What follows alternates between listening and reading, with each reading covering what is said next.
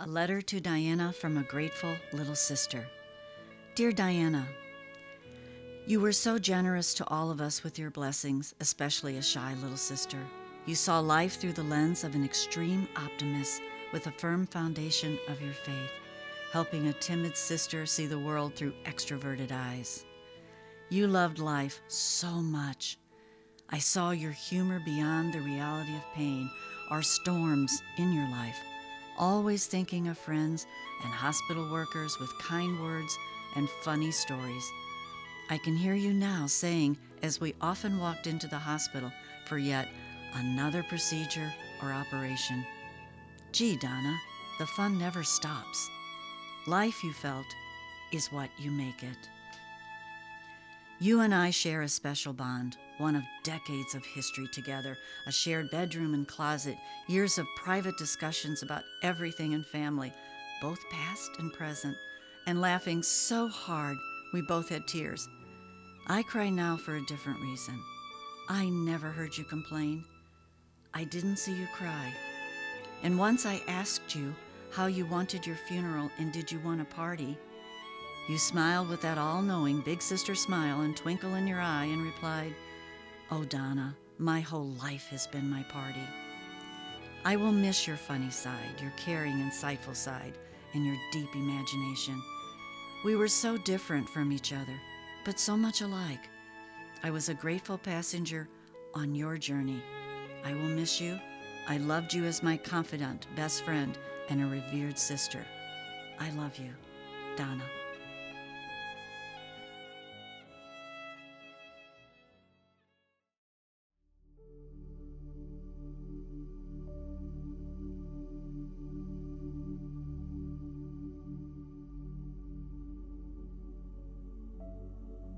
We were members of the 1904 World's Fair Society in St. Louis.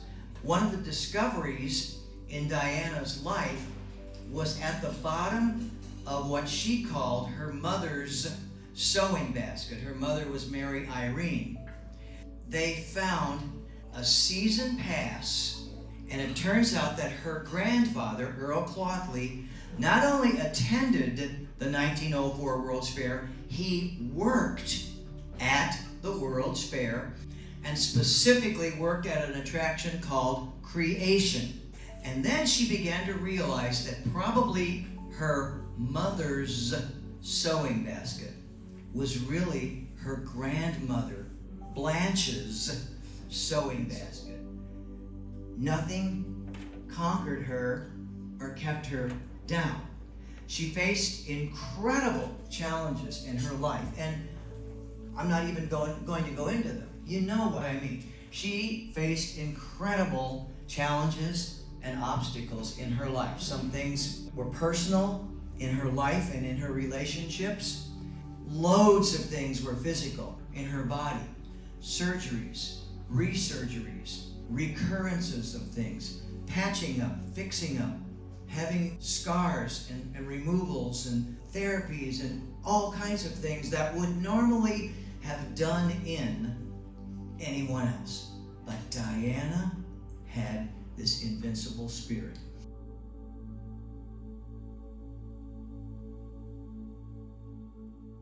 When you talk about Diana fulfilling the aunt role, and she did that for a lot of us, right? She was truly the fun aunt. We spent nights together, the New Melly parades, and there's the wagon rides, right? That St. Clair property where Diana had those fall holiday festivals. So there's a lot of other people that grew up with Diana. She was that leadership moment of providing fun along with that learning experience always.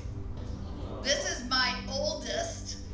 Jenna is not yet a year old. There's those big kids. So same spot, they had a heck of a time fitting in there, let me tell you.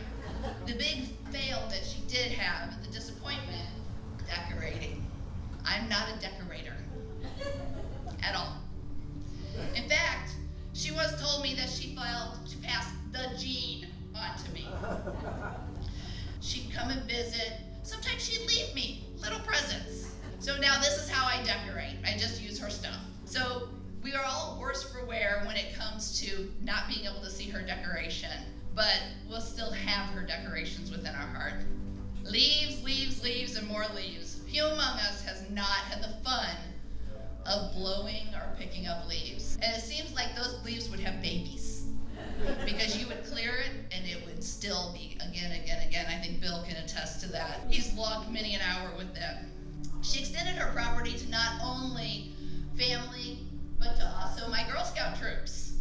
We camped in the property, we had bonfires and ate outside, and the girls had a tour of the house. Those girls remembered that, and they wrote her thank you notes, and that really put an impact. You know how much Diana loved to travel. Here's her holding Pocahontas' hand at Jamestown as if to bring Pocahontas on vacation with her.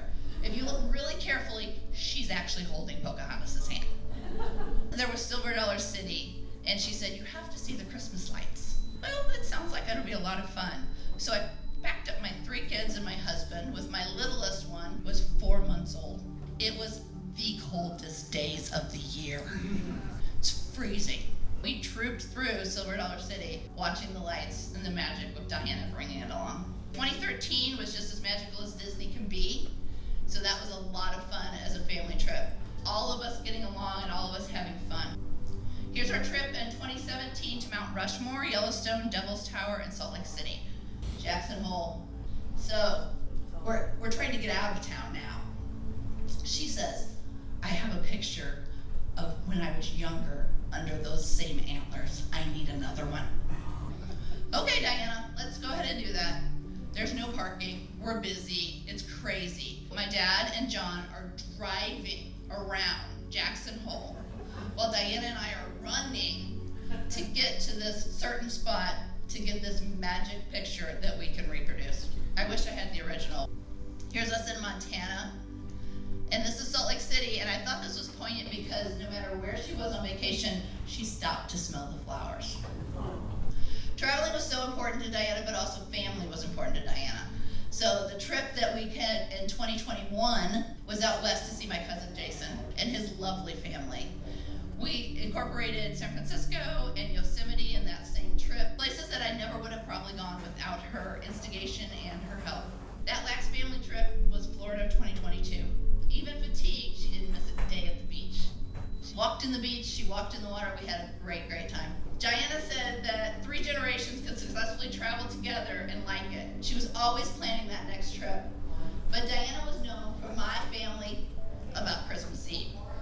And probably many of you knew that that was her holiday. This is our last Christmas together. This is 2021. And you can see the decorations, which I do not do. And just the fun and the smile on her face. That for as long as I can remember, Christmas Eve was always with Diana. Even when I needed to work, it would just be later in the evening. Sometimes she'd miss her church candlelight service as we were having so much fun that late evening I was racing home to beat Santa to get the kids to bed. That was the last one. She was our corona, the outermost part of the sun, so bright it can be only seen during an eclipse. She allowed others to shine. This picture I took in 2017 while we were watching Diana sponsored once again opening her home at the total eclipse party. In the end, I just missed talking with her. Her life was an adventure, and I feel lucky being along for the ride.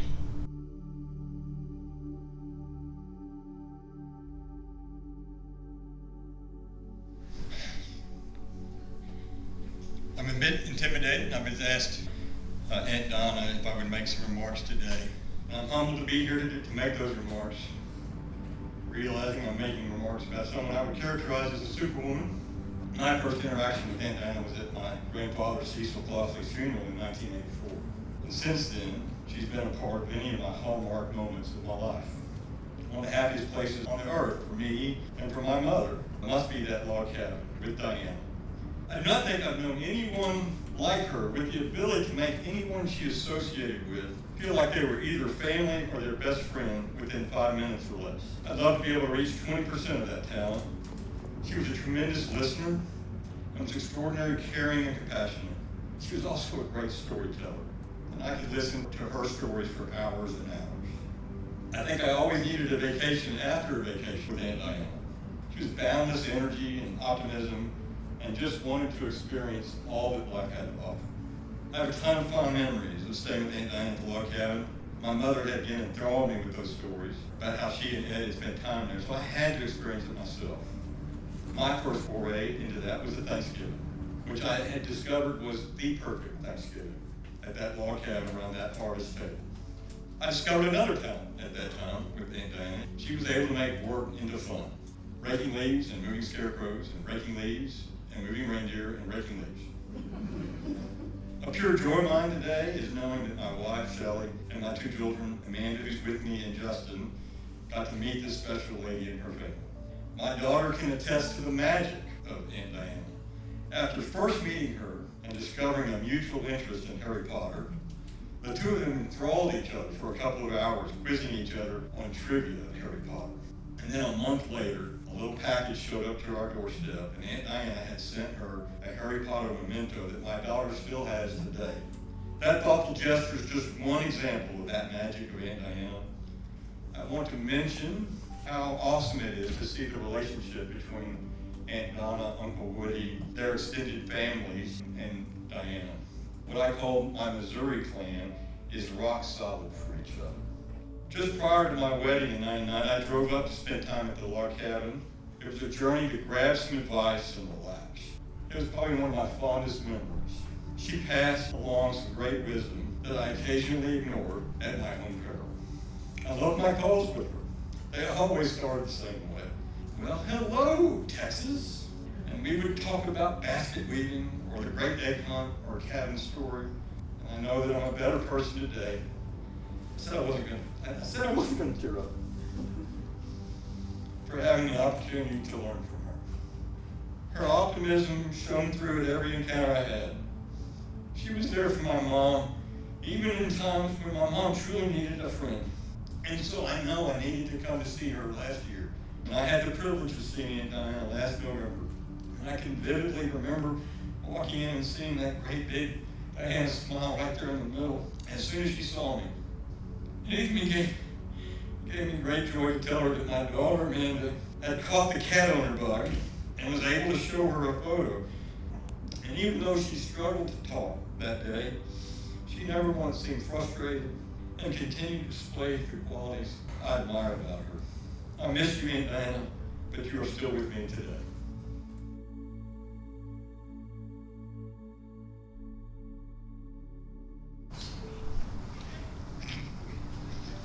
Trinity wrote her own eulogy, and she's asked me to read it for her. Hello, my name is Trinity Caston, and Diana Dierberg was my great aunt. When I was younger, my great aunt was rarely at a lot of the things and the rest of the family was.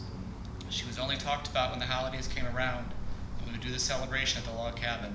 Otherwise, we didn't really talk about her. We went on a couple family trips that she paid for, and I began to notice all the things she did for us. Later, she would have many health complications, such as her hernias and others. I was overwhelmed with fear when each of these things happened. Scared that this time she wouldn't recover, she wouldn't get better, but she always did. When my great aunt Diana had her stroke, I began to panic. But like always, she began to get better, so my paranoia went away. When I was informed that my great aunt died, I couldn't believe it. I bawled many, many times to the point that the mention of her death was enough to send me into tears. If I knew this was going to happen, I would have spent every waking point with her. I would fight tooth and nail to have her back. Diana Blanche Dierberg was not only my great aunt, but a wonderful person that I shall always hold close to my heart. I hope you see her just as great as I do.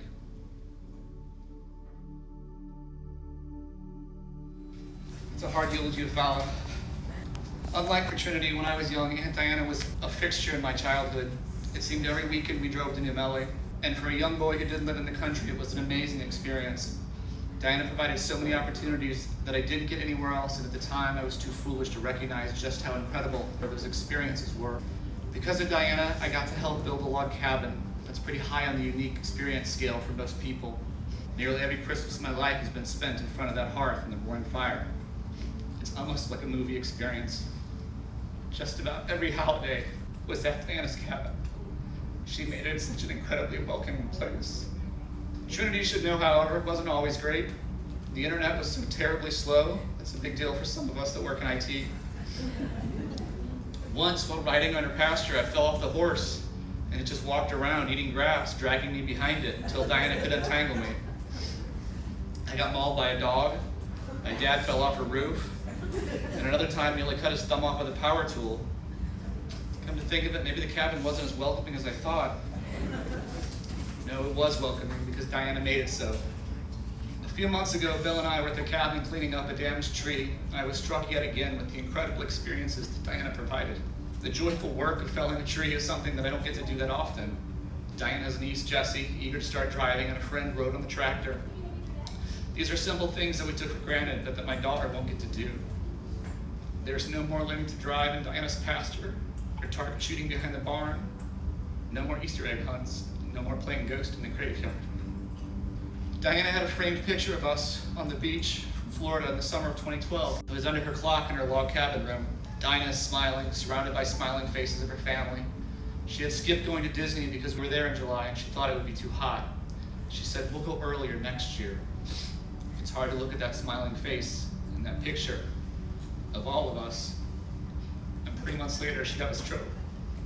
2 months after that, I would be writing this eulogy. It said that grief is the price we pay for love. And standing here today, I can tell you that it feels very true. I know we will all agree that we will gladly pay that cost to have the joy of that love. That gigantic void left in our lives is less of a loss and more of a reminder of how good things were. Every joyous memory, everything that we'll miss, is a testament to the legacy of how wonderful and awesome Diana was. And through the pain, that's what we should remember, how much this incredible woman impacted each of us. Goodbye, Diana. We'll never forget you or the mark you have made on all our lives. We love you.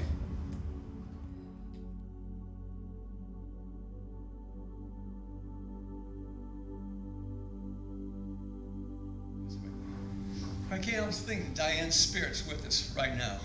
We all know what an extrovert she was and how she would have loved to be at this party celebrating her life. If there's a way to get from, quote, heaven, unquote, to where we're at here, she'd find that wormhole. And I believe she found it. And I believe she's in here with our presence.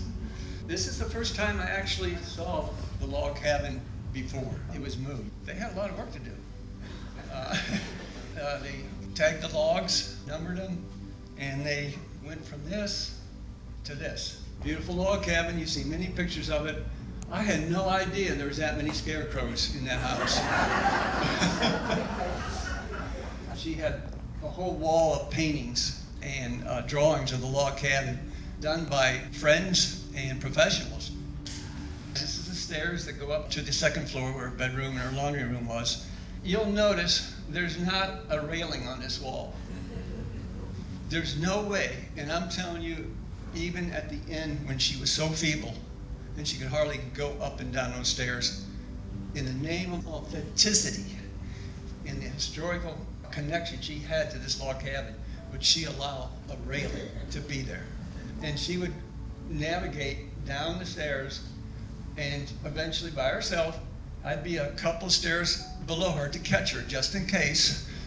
And she would put her fingers in these crevices in the logs. And she would say, I feel your history. You know my history. I know your secrets and you know mine. That was a cathedral to her. That house was a cathedral. I've never seen anybody so attached. We were lucky to attend the bicentennial celebration of the Lewis and Clark Exposition, and I'll never forget this. There's a descendant of William Clark.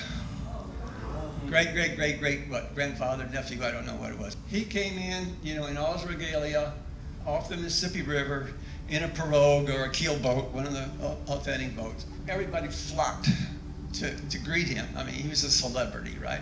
And Diane was one of them. But Diane had something else she really wanted out of him. She wanted his autograph. And she wasn't going to leave until she got it. Diane would be so pleased to learn that she has a paver stone placed next to the Lewis and Clark statue in her honor. Isn't that great? Decorations. Here's a picture of the infamous upside down Christmas tree where it was hung on the rafters. Diana was just really amazing about decorations. And I just want to tell you a phone call I had with her in August of 2022 when she learned that her cancer had gotten out of control, her lung cancer. And she called me to tell me that. I said, Diana, how are you gonna handle all this? She says, I will not let cancer define me. And she was so emphatic about that. She said, you know, the worst thing I think about is I won't be able to decorate. Because all the big seasons were coming up, Halloween, Thanksgiving, autumn, all that sort of stuff, New Year's. She was quite the decorator, as you know. There were the celebrations at her house. As you all know, lots of meals every holiday. I don't know, I asked her, why did Diana host all these dinners? It must have been just a pain in the rear. Every season, all the people, many of you in this room sat around that table. And Donna says, don't you know? I said, no, she didn't have to cook. So, and I can attest to that, because I enjoyed some of those meals, but I also was there at the time she and myself were together. I was taking kind of care of her, and I was worried about cooking, and because the rest of the family had gone to Branson, and this was again later on in her life, and I didn't have to hardly cook a meal. All the ladies from the church and the baskets and the neighbors just kept bringing food for Diana. It was fantastic. We did do plays. Every time I came up here, we'd throw a play with everybody, family play. We had some of you in the audience actually kind of coerce you to come and visit. And this was the last play that we did at Diana's house 3 or 4 years ago. It was a great tradition, and Diana really loved it. Of all the events that Diana had at her house, there was one that was totally unique. I mean, really unique, and I think it just put her over the top, being able to use her house. And that was for a wedding.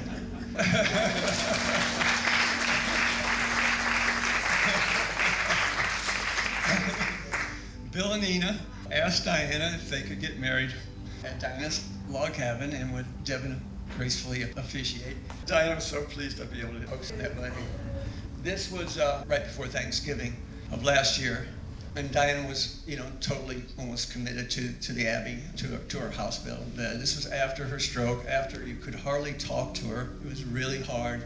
She had the aphasia because of the stroke. She could hardly, complete a sentence. And we decided as a family, she was well enough to travel for the day, and so we were going to take Diana out to the log cabin for that Thanksgiving in 2022. And that's what we did. And we got into the van. I was, Krista and Diana were in the back seat. Krista's husband, John, and I were in the front seat. And we stopped and we got gas. And I said, John, can I help with the gas? And John says, no, you don't have to do that. I said, come on, let me do it. He says, no. And as clear as a bell from the back seat came this, I can use some money. She didn't go for that at all, man. Anyway, at that point, at least the people in the car knew we were going to have a fantastic Thanksgiving with Diana. And we did. This is our last Thanksgiving with Diana. Last time she was in the house with her family. We were able to get a good family photo. Little did any of us know that she would be gone away in less than 3 weeks from that day. And as she left, this was her, what she saw, the last image of her house, with Bill Henderson coming out early and setting up her favorite Christmas decorations. That was the last time we were able to see Diana. To say that Diana and I had a little bit of rivalry is probably an understatement. I don't know what it was, but it started early. Believe it or not, that's me. And of course, that's Diana. And she's got her hand on my shoulder, and I'm not sure whether she's trying to push me away or pinch me or just say, hey, I'm glad I got a little brother. But then the next photo tells me, I don't know if that's child abuse or not, but it's a little bit of rivalry that's going on here. That carried on for many years. And I can remember, I probably was in junior high, she was, a couple years older. We had a bunch of strawberries in the house, and I love strawberries. And I said, Diana, I bet I could eat this whole pail of strawberries. And she said, you can't. So the wagers were made, $5. I could eat it. She said you couldn't. I sat and ate that thing for about an hour and a half, and I finally got them all down. But they didn't stay down. I jumped up, ran to the bathroom, and lost part of the strawberries. I went to collect my $5. I said, I ate my strawberries. She said, you didn't keep them down. I said, that wasn't implied at all. And she said, yes, it was. And guess what? I'm still waiting for my $5. I don't think I'm gonna get it. We're gonna miss you, Diana. I guess I can say it until we meet on the other side. We're gonna miss your jocularity, her creativity and love of life. It was hard to surprise Diana, but we did on her 65th birthday. Batman showed up, and she was surprised by the whole event. I couldn't believe we kept it a secret. And Diana loved to have reunions with childhood friends, and here some of these are in this room. I think Diana had this unique talent that whenever she met someone, she made them think that they were her special friends. And none of the others knew that the other ones had it. Were special. They thought they were the only special friends. And the other thing, she made them feel like that their life was more important than her life.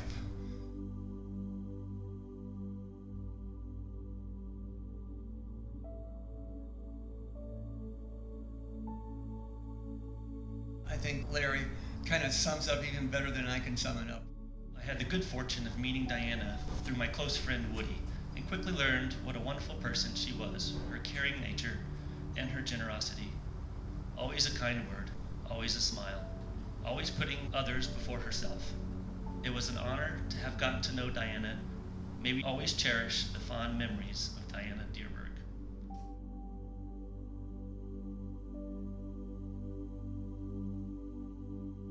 Dear Heavenly Father, we thank you for the blessing of Diana that you have bestowed upon our lives. We are so grateful that we are able to come together today in celebration of Diana.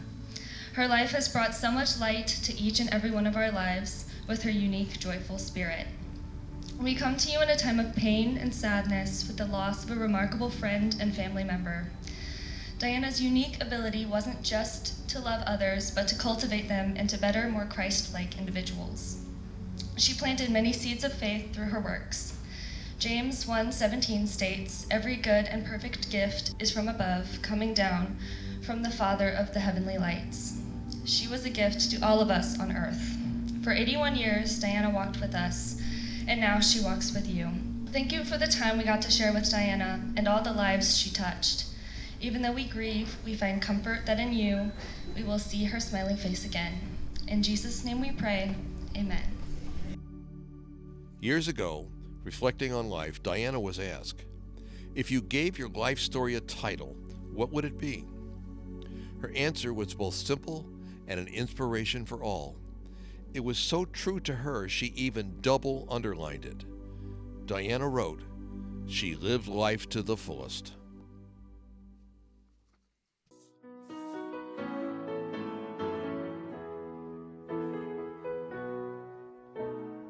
Goodbye, England's rose. May you ever grow in our hearts. You are the grace that placed yourselves where lives were torn apart. You called out to our country and you whispered to those in pain. Now you belong to heaven and the stars spell out your name. And it seems to me you lived your life like a candle in the wind, never fading with the sunset when the rain set in. And your footsteps will always fall here along England's greenest hills. Your candles burned out long before your legend ever will.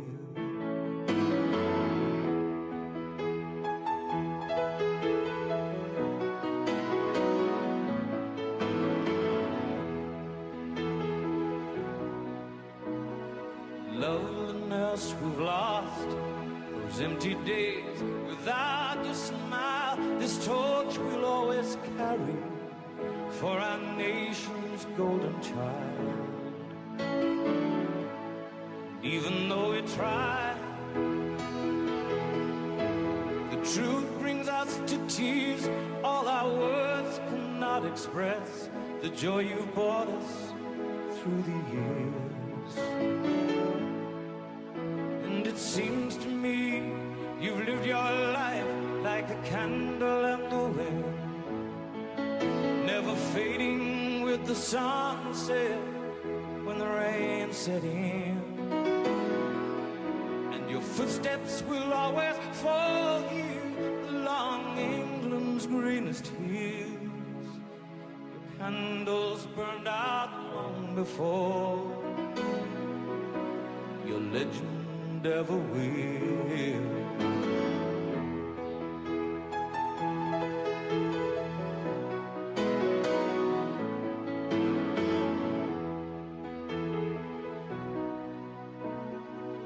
Goodbye, England's rose. May you ever grow in our hearts. You were the grace that placed yourselves where lives were torn apart. Goodbye, English rose, from a country lost without your soul, who missed the wings of your compassion more than you will ever know. And it seems to me you've lived your life like a candle in the wind, never fading with the sunset when the rain set in. And your footsteps will always fall here along England's greenest hills. Your candles burned out long before your legend ever will.